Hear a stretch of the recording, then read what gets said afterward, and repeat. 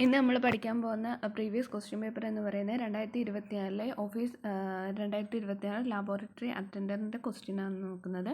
First question എന്ന് പറയുന്നത് താഴെ കൊടുത്തതിന് തെറ്റായ ജോഡി. ക്വസ്റ്റ്യൻ എന്ന് പറയുന്നത് ക്യാൻസൽഡ് ക്വസ്റ്റ്യൻ ആണ്. അതേപോലെ തന്നെ അടുത്ത ക്വസ്റ്റ്യൻ എന്ന് പറയുന്നത് താഴെ തന്നിട്ടുള്ളവയെ കാലഗണന അനുസരിച്ച് ക്രമപ്പെടുത്താനാണ് ചോദിച്ചിരിക്കുന്നത്. ആൻസർ എന്ന് പറയുന്നത് എ ആണ് ആൻസർ വരുന്നത്. ആദ്യം വരുന്നതെന്ന് വെച്ചാൽ ചാന്നാർ കലാപം, അത് കഴിഞ്ഞ് ഗുരുവായൂർ സത്യാഗ്രഹം, അത് കഴിഞ്ഞ് കുട്ടംകുളം സമരം, ലാസ്റ്റ് വരുന്നത് പാലിയം സത്യാഗ്രഹമാണ്.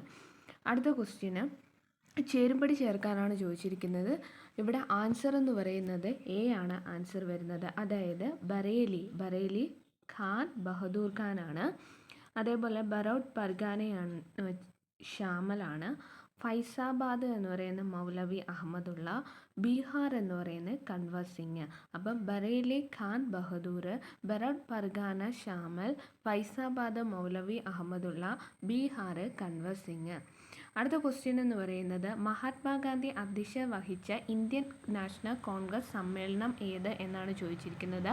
മഹാത്മാഗാന്ധി അധ്യക്ഷത വഹിച്ച ഇന്ത്യൻ നാഷണൽ കോൺഗ്രസ് സമ്മേളനമാണ് ബൽഗാം സമ്മേളനം 1924 ബൽഗാം സമ്മേളനമാണ്. അടുത്ത ക്വസ്റ്റ്യൻ എന്ന് വെച്ചാൽ പ്രാതിനിധ്യമില്ലാതെ നികുതിയില്ല ഈ മുദ്രാവാക്യം ഏത് സംഭവവുമായി ബന്ധപ്പെട്ടിരിക്കുന്നു. പ്രാതിനിധ്യമില്ലാതെ നികുതിയില്ല ഈ മുദ്രാവാക്യം ഏത് സംഭവവുമായി ബന്ധപ്പെട്ടിരിക്കുന്നു. ആൻസർ അമേരിക്കൻ സ്വാതന്ത്ര്യ സമരമാണ്. റിപ്പബ്ലിക്കൻ ഭരണ രീതി എന്ന ആശയം മുന്നോട്ട് വെച്ചത് അമേരിക്കൻ സ്വാതന്ത്ര്യ സമരമാണ്. അമേരിക്കൻ സ്വാതന്ത്ര്യ സമരത്തിലെ പ്രസിദ്ധമായ മുദ്രാവാക്യമാണ് പ്രാതിനിധ്യമില്ലാതെ നികുതിയില്ല എന്ന് പറയുന്നത്. പ്രാതിനിധ്യമില്ലാതെ നികുതിയില്ല എന്ന മുദ്രാവാക്യത്തിന് രൂപം നൽകിയത് ജെയിംസ് ഓട്ടിസ് ആണ്. അടുത്ത ക്വസ്റ്റ്യൻ ഇന്ത്യയിൽ ആദ്യമായി യുനെസ്കോയുടെ സാഹിത്യ നഗര പദവി സ്വന്തമാക്കിയ നഗരം ഏത് എന്നാണ് ചോദിച്ചിരിക്കുന്നത്. ആൻസർ എന്ന് പറയുന്നത് കോഴിക്കോടാണ്. അടുത്ത ക്വസ്റ്റ്യൻ ഭൂസ്ഥിര ഉപഗ്രഹങ്ങളുടെ പ്രത്യേകതകൾ കണ്ടെത്താനാണ് ചോദിച്ചിരിക്കുന്നത്. ആൻസർ എന്ന് പറയുന്നത് എ ആണ് ആൻസർ. 1ഉം 4ഉമാണ് ഭൂസ്ഥിര ഉപഗ്രഹങ്ങളുടെ പ്രത്യേകതകൾ. ഒന്ന് എന്ന് വെച്ചാൽ എന്താണ്, സഞ്ചാരപഥം ഭൂമിയിൽ നിന്ന് ഏകദേശം 36,000 കിലോമീറ്റർ ഉയരത്തിലാണ്. അപ്പോൾ സഞ്ചാരപഥം ഭൂമിയിൽ നിന്ന് ഏകദേശം 36,000 കിലോമീറ്റർ ഉയരത്തിലാണ്. അടുത്തത് വാർത്താവിനിമയത്തിനും ദിനാന്തരീക്ഷ സ്ഥിതി മനസ്സിലാക്കുന്നതിനും പ്രയോജനപ്പെടുത്തുന്നു. എന്തിനാണ് ഭൂസ്ഥിര ഉപഗ്രഹങ്ങൾ പ്രയോജനപ്പെടുത്തുന്നത്? വാർത്താവിനിമയത്തിനും ദിനാന്തരീക്ഷ സ്ഥിതി മനസ്സിലാക്കുന്നതിനും പ്രയോജനപ്പെടുത്തുന്നു. സഞ്ചാരപഥം ഭൂമിയിൽ നിന്ന് ഏകദേശം 36,000 കിലോമീറ്റർ ഉയരത്തിലാണ്. ഇത് രണ്ടുമാണ് ഭൂസ്ഥിര ഉപഗ്രഹങ്ങളുടെ പ്രത്യേകതകൾ എന്ന് പറയുന്നത്. ഭൂമിയുടെ ഭ്രമണപഥത്തിനോടൊപ്പം സഞ്ചരിക്കുന്ന ഉപഗ്രഹങ്ങളാണ് ഭൂസ്ഥിര ഉപഗ്രഹങ്ങൾ. എന്താണ്? ഭൂമിയുടെ ഭ്രമണത്തിനൊപ്പം സഞ്ചരിക്കുന്ന ഉപഗ്രഹങ്ങൾ. ഭൂമിയുടെ 1/3 ഭാഗം നിരീക്ഷണ പരിധിയിൽ വരുന്നു.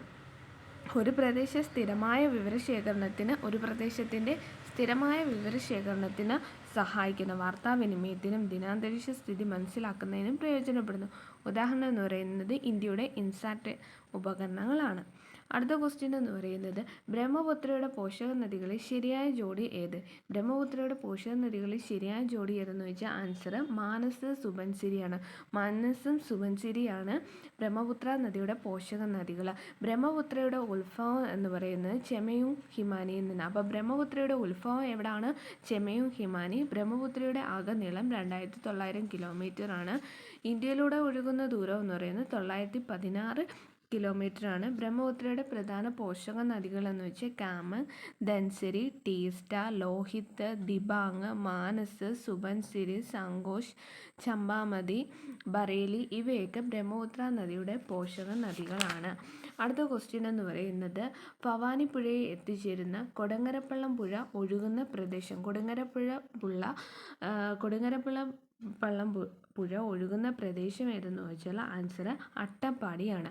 അപ്പോൾ കൊടങ്ങരപ്പള്ളം പുഴയുടെ ഉത്ഭവം തമിഴ്നാട് അതിർത്തിയിലെ പെരുമാൾമുടിയിലാണ്. കൊടങ്ങരപ്പള്ളം പുഴ ഒഴുകുന്ന കേരളത്തിലെ പ്രദേശമാണ് അട്ടപ്പാടി. കൊടങ്ങരപ്പള്ളം പുഴ പതിക്കുന്നത് ഭവാനിപ്പുഴയിലാണ്. ഭവാനി നദിയുടെ ഉത്ഭവസ്ഥാനം നീലഗിരി കുന്നുകളിലാണ്. അപ്പം കൊടങ്ങരപ്പള്ളം പുഴയുടെ ഉത്ഭവം തമിഴ്നാട് അതിർത്തിയിലെ പെരുമാൾമുടിയാണ്.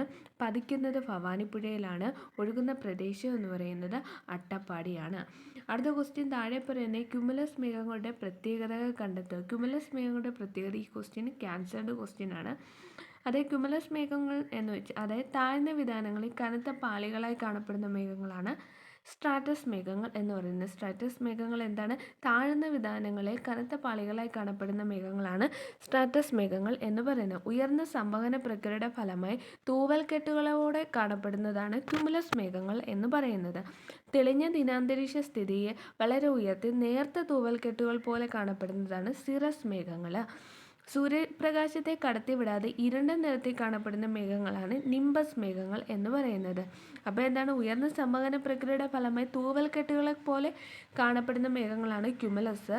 തെളിഞ്ഞ ദിനാന്തരീക്ഷ സ്ഥിതിയിൽ വളരെ ഉയരത്തിൽ നേർത്ത തൂവൽക്കെട്ടുകളെ പോലെ കാണപ്പെടുന്ന സിറസ് മേഘങ്ങൾ. സൂര്യപ്രകാശത്തെ കടത്തിവിടാതെ ഇരുണ്ട നിറത്തിൽ കാണപ്പെടുന്നതാണ് നിംബസ്. പ്രസന്നമായ കാലാവസ്ഥ പ്രദാനം ചെയ്യുന്നതാണ് ക്യുമുലസ്.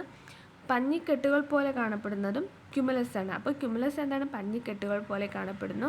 പ്രസന്നമായ കാലാവസ്ഥയിൽ കാണപ്പെടുന്ന ക്യുമുലസ് ആണ്.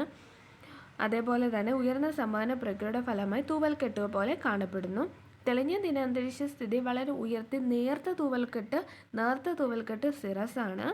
സൂര്യപ്രകാശത്തെ കടത്തിവിടാതെ ഇരുണ്ട നിറത്തിൽ കാണപ്പെടുന്നതാണ് നിംബസ് മേഘ. അടുത്ത ക്വസ്റ്റ്യൻ, ഇന്ത്യയിലെ ഏറ്റവും ദൈർഘ്യമേറിയ പാലമാണ് ഭുവൻ ഹസാരിക സേതു. ഭുവൻ ഹസാരിക സേതുവാണ് ഇന്ത്യയിലെ ഏറ്റവും ദൈർഘ്യമേറിയ പാലം. ഇന്ത്യൻ നദിക്ക് കുറുകെ നിർമ്മിച്ച ഏറ്റവും നീളം കൂടിയ പാലമാണ് ധോള സാദിയ പാലം അല്ലെങ്കിൽ ഭുവൻ ഹസാരിക പാലം. വടക്കുകിഴക്കൻ സംസ്ഥാനങ്ങളായ ആസാമിനെയും അരുണാചൽ പ്രദേശിനെയും തമ്മിൽ ബന്ധിപ്പിക്കുന്ന പാലമാണ് ഭുവൻ ഹസാരിക പാലം. എന്താണ്? വടക്കുകിഴക്കൻ സംസ്ഥാനങ്ങളായ ആസാം അരുണാചൽ പ്രദേശിനെയും തമ്മിൽ ബന്ധിപ്പിക്കുന്ന പാലമാണ് ഭുവൻ ഹസാരിക പാലം എന്ന് പറയുന്നത്. ഭുവൻ ഹസാരിക പാലം ധോള സാദിയ എന്നീ പ്രദേശങ്ങളെ ബന്ധിപ്പിക്കുന്നത്. ബ്രഹ്മപുത്ര നദിയുടെ പോഷക നദിയായ ലോഹിത് നദിയിൽ സ്ഥിതി ചെയ്യുന്ന ഈ പാലത്തിന് 9.15 കിലോമീറ്റർ നീളമുണ്ട്. ഇന്ത്യയിൽ നദിക്ക് കുറുകെ ഉള്ള രണ്ടാമത്തെ വലിയ പാലം എന്ന് വെച്ചാൽ ദിബാങ് നദീപാലമാണ് രണ്ടാമത്തെ ഏറ്റവും നീളം കൂടിയ പാലം എന്ന് പറയുന്നത്. ഇന്ത്യയിലെ ഏറ്റവും നീളം കൂടിയ റെയിൽവേ റോഡ് പാലം എന്ന് പറയുന്നത് ബോഗിബീൽ പാലമാണ്. അത് ഇന്ത്യയിലെ ഏറ്റവും നീളം കൂടിയ റെയിൽ റോഡ് പാലം എന്ന് പറയുന്നത് ബോഗിബീൽ പാലമാണ്. അടുത്ത ക്വസ്റ്റ്യൻ എന്ന് പറയുന്നത് ചുഴലിക്കാറ്റുകളും പേരു നൽകിയ രാജ്യങ്ങളും ശരിയായ ജോഡി കണ്ടെത്താനാണ് ചോദിച്ചിരിക്കുന്നത്. ആൻസർ എന്ന് പറയുന്നത് ബി ആണ് ആൻസർ വരുന്നത്. രശ്മിമാല ശ്രീലങ്ക. അപ്പം ചുഴലിക്കാറ്റുകളുടെ പേര് ശരിയായ ജോഡി ഏതെന്ന് വെച്ചാൽ രശ്മിമാല പേര് നൽകിയ രാജ്യം ആരാണ്? ശ്രീലങ്കയാണ്. രശ്മിമാല പേര് നൽകിയ രാജ്യം ശ്രീലങ്കയാണ്. അടുത്ത ക്വസ്റ്റ്യൻ എന്ന് പറയുന്നത് 1991 ഇന്ത്യയിൽ നടപ്പിലാക്കിയ പുത്തൻ സാമ്പത്തിക നയത്തിൻ്റെ സവിശേഷത എന്ത് എന്നാണ് ചോദിച്ചിരിക്കുന്നത്. ആൻസർ എന്ന് പറയുന്നത് 1ഉം 2ഉമാണ് ശരിയായിട്ടുള്ളത്. അതായത് 1991 പുത്തൻ സാമ്പത്തിക നയത്തിൻ്റെ സവിശേഷത എന്തൊക്കെയാണ്? ഉദാരവൽക്കരണവും സ്വകാര്യവൽക്കരണവും ആഗോളവൽക്കരണവും. എന്തൊക്കെയാണ്? ഉദാരവൽക്കരണവും സ്വകാര്യവൽക്കരണവും ആഗോളവൽക്കരണവും ആണ്. അടുത്ത ക്വസ്റ്റ്യൻ, നബാർഡ് രൂപീകൃതമായത് 1982 നബാർഡിൻ്റെ ആസ്ഥാനം എന്ന് പറയുന്നത് മുംബൈയാണ്. നബാർഡിൻ്റെ രൂപീകരണവുമായി ബന്ധപ്പെട്ട കമ്മീഷനാണ് ബി ശിവരാമൻ കമ്മീഷന്. നബാർഡിൻ്റെ പ്രഥമ ചെയർമാൻ എം രാമകൃഷ്ണയ്യയാണ്. ചെറുകിട വായ്പകളുടെ നിയന്ത്രകൻ എന്നറിയപ്പെടുന്ന ബാങ്കാണ് നബാർഡ്. നബാർഡിൻ്റെ റീജിയണൽ കേരളത്തിൽ നബാർഡിൻ്റെ റീജിയണൽ സ്ഥിതി ചെയ്യുന്നത് തിരുവനന്തപുരത്താണ്. നബാർഡിൻ്റെ നിലവിലെ ചെയർമാൻ ഷാജി KV ആണ്. അടുത്ത ക്വസ്റ്റ്യൻ എന്ന് പറയുന്നത് ഹരിത വിപ്ലവത്തിൻ്റെ സവിശേഷതയിൽ ഉൾപ്പെടാത്തത് എന്തെന്ന് ചോദിച്ചാൽ ഉൾപ്പെടാത്തത് ഏതെന്നാണ് ചോദിച്ചിരിക്കുന്നത്. ആൻസർ കർഷകരുടെ കുടിയേറ്റമാണ് ഹരിത വിപ്ലവത്തിൻ്റെ സവിശേഷതയിൽ ഉൾപ്പെടാത്തത്. അപ്പോൾ ഹരിത വിപ്ലവത്തിൻ്റെ സവിശേഷതകൾ എന്തൊക്കെയാണ്? അത്യുൽപാദന ശേഷിയുള്ള വിത്തിനങ്ങൾ, രാസവളങ്ങളുടെ ഉപയോഗം, യന്ത്രവൽക്കരണം. ഇത് 3 ഹരിത വിപ്ലവത്തിൻ്റെ സവിശേഷതകളാണ്. അടുത്ത ക്വസ്റ്റ്യൻ എന്ന് പറഞ്ഞാൽ കൽക്കരി നിക്ഷേപം ഏറ്റവും കൂടുതലുള്ള ഇന്ത്യൻ സംസ്ഥാനം ഏതാണ്? ആൻസർ ഒറീസ. അപ്പോൾ ഒറീസയാണ് കൽക്കരി നിക്ഷേപത്തിൽ ഏറ്റവും കൂടുതലുള്ള സംസ്ഥാനം എന്ന് പറയുന്നത്. കൽക്കരി ഉൽപ്പാദിപ്പിക്കുന്ന പ്രധാന സംസ്ഥാനങ്ങൾ എന്ന് വെച്ചാൽ പശ്ചിമ ബംഗാളുണ്ട്, ജാർഖണ്ഡ്, ഛത്തീസ്ഗഡ്, ഒഡീഷ, മധ്യപ്രദേശ്, ആന്ധ്രാപ്രദേശ്. ഇന്ത്യയിൽ ഉൽപ്പാദിപ്പിക്കുന്ന 70% കൽക്കരിയും ജാർഖണ്ഡ്, ഒഡീഷ, ഛത്തീസ്ഗഡ് സംസ്ഥാനങ്ങളിൽ നിന്നാണ്. ഇന്ത്യയുടെ കൽക്കരി തലസ്ഥാനം എന്നറിയപ്പെടുന്ന നഗരം ധൻബാദ്, ജാർഖണ്ഡ്. അപ്പോൾ ഇന്ത്യയുടെ കൽക്കരി തലസ്ഥാനം എന്നറിയപ്പെടുന്ന നഗരമാണ് ധൻബാദ്, ജാർഖണ്ഡ്. ഇന്ത്യയിലെ ഏറ്റവും വലിയ കൽക്കരി പാടം എന്ന് പറയുന്നത് ജാരിയാണ്, അതായത് ധൻബാദ്, ജാർഖണ്ഡാണ്. രണ്ടാമത്തത് റാണിഗഞ്ച്. അപ്പോൾ ഇന്ത്യയിലെ ഏറ്റവും വലിയ കൽക്കരി പാടം ഏതാണ്? ജാരിയാണ്. രണ്ടാമത് എന്ന് പറയുന്നത് റാണിഗഞ്ച് ആണ്. അപ്പം കൽക്കരി നിക്ഷേപം ഏറ്റവും കൂടുതലുള്ള ഇന്ത്യയിലെ സംസ്ഥാനം ഒറീസയാണ്. ഇന്ത്യയുടെ കൽക്കരി തലസ്ഥാനം എന്നറിയപ്പെടുന്നത് ധൻബാദ്, ജാർഖണ്ഡാണ്. ഇന്ത്യയിലെ ഏറ്റവും വലിയ കൽക്കരിപ്പാടം എന്ന് പറയുന്നത് ജാരിയാണ്. ജാരിയ. രണ്ടാമത്തത് റാണിഗഞ്ച് ആണ്. 1991 പുത്തൻ സാമ്പത്തിക നയം നടപ്പിലാക്കിയപ്പോൾ ഇന്ത്യൻ ധനകാര്യ വകുപ്പ് മന്ത്രി ആരായിരുന്നു? ഇന്ത്യൻ ധനകാര്യ വകുപ്പ് മന്ത്രി ആരെന്ന് ചോദിച്ചാൽ ആൻസർ ഡോക്ടർ മൻമോഹൻ സിംഗ് ആണ്. ഇപ്പോഴത്തെ ഇന്ത്യയുടെ ധനകാര്യ വകുപ്പ് ധനകാര്യ വകുപ്പ് സഹമന്ത്രി ആരാണ്? പങ്കജ് ചൗധരിയാണ്. അടുത്ത ക്വസ്റ്റ്യൻ, നാഷണൽ സ്റ്റോക്ക് എക്സ്ചേഞ്ച് സൂചികയുടെ പേര്. നാഷണൽ സ്റ്റോക്ക് എക്സ്ചേഞ്ച് സൂചികയുടെ പേരെന്ന് പറയുന്നത് നിഫ്റ്റി ആണ്. അപ്പോൾ ഇന്ത്യയിലെ ഏറ്റവും വലിയ സ്റ്റോക്ക് എക്സ്ചേഞ്ച് ആണ് നാഷണൽ സ്റ്റോക്ക് എക്സ്ചേഞ്ച്. NSEയുടെ ആസ്ഥാനം, നാഷണൽ സ്റ്റോക്ക് എക്സ്ചേഞ്ചിൻ്റെ ആസ്ഥാനം എന്ന് പറയുന്നത് മുംബൈ ആണ്. നാഷണൽ സ്റ്റോക്ക് എക്സ്ചേഞ്ച് ഓഹരി സൂചികയാണ് നിഫ്റ്റി എന്ന് പറയുന്നത്. നാഷണൽ സ്റ്റോക്ക് എക്സ്ചേഞ്ചിൻ്റെ ഓഹരി സൂചികയാണ് നിഫ്റ്റി. ഇത് ഏറ്റവും വലിയ സ്റ്റോക്ക് എക്സ്ചേഞ്ചാണ്. ഇന്ത്യയിലെ ആസ്ഥാനം എന്ന് പറയുന്നത് മുംബൈ ആണ്. നിഫ്റ്റി രൂപം നൽകിയ സാമ്പത്തിക വിദഗ്ധ അജയ് ഷേ ആണ്, സൂസൻ തോമസും ആണ്. രൂപീകരണവുമായി ബന്ധപ്പെട്ട കമ്മിറ്റി എന്ന് വെച്ചാൽ ഫെർവാനി കമ്മിറ്റി ആണ്. അതേപോലെ തന്നെ ഏഷ്യയിലെ ആദ്യത്തെ സ്റ്റോക്ക് എക്സ്ചേഞ്ച്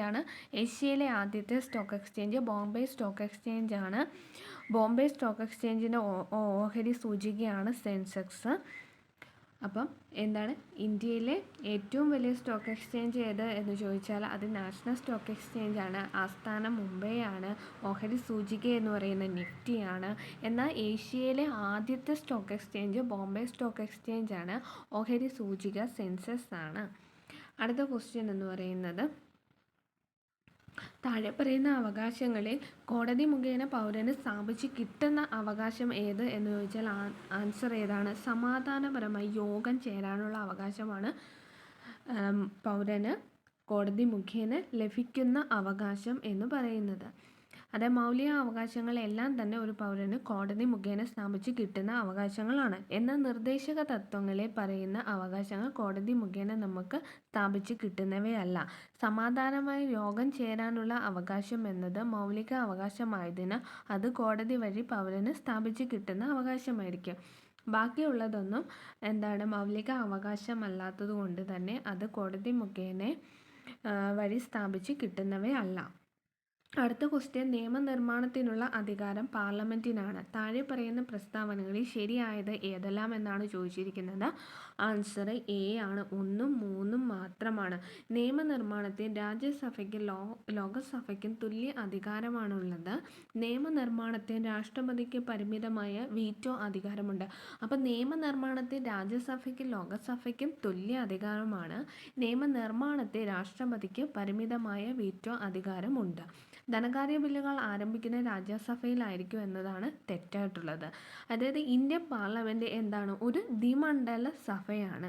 രാജ്യസഭയും ലോകസഭയും പ്രസിഡന്റും ചേർന്നതാണ് ഇന്ത്യൻ പാർലമെൻറ്റ്. നിയമനിർമ്മാണത്തിന് പാർലമെൻറ്റിന് പ്രധാന ചുമതല. നിയമനിർമ്മാണത്തിന് പാർലമെൻറ്റിൻ്റെ 2 സഭകളുടെയും അംഗീകാരം ആവശ്യമാണ്. ലോകസഭയും രാജ്യസഭയും വെവ്വേറെ സമ്മേളനത്തിൽ വെച്ചാണ് നിയമനിർമ്മാണത്തിൽ പങ്കെടുക്കുന്നത്. നിയമത്തിൻ്റെ കരട് രൂപമാണ് ബില്ല്. ഒരു സാധാരണ ബില്ല് പാർലമെൻറ്റിൻ്റെ ഏത് സഭയിലും ആദ്യം അവതരിപ്പിക്കാം. അടുത്ത, രാഷ്ട്രപതിയുടെ വീറ്റോ അധികാരത്തെക്കുറിച്ച് പറയുന്ന ഭരണഘടനാ അനുച്ഛേദമാണ് 111. വീറ്റോ എന്ന ലാറ്റിൻ പദത്തിനർത്ഥം തടയുക എന്നാണ്. 4 തരത്തിലുള്ള വീറ്റോ അധികാരങ്ങളുണ്ട്. Absolute veto, pocket veto, suspensive veto, അതേകൂട്ടി തന്നെ ക്വാളിഫൈഡ് വീറ്റോ. അടുത്ത ക്വസ്റ്റ്യൻ എന്ന് പറയുന്നത് താഴെ പറയുന്ന സംസ്ഥാനമാണ് ദ്വിമണ്ഡല സമ്പ്രദായം നിലനിൽക്കുന്ന സംസ്ഥാനം. ദ്വിമണ്ഡല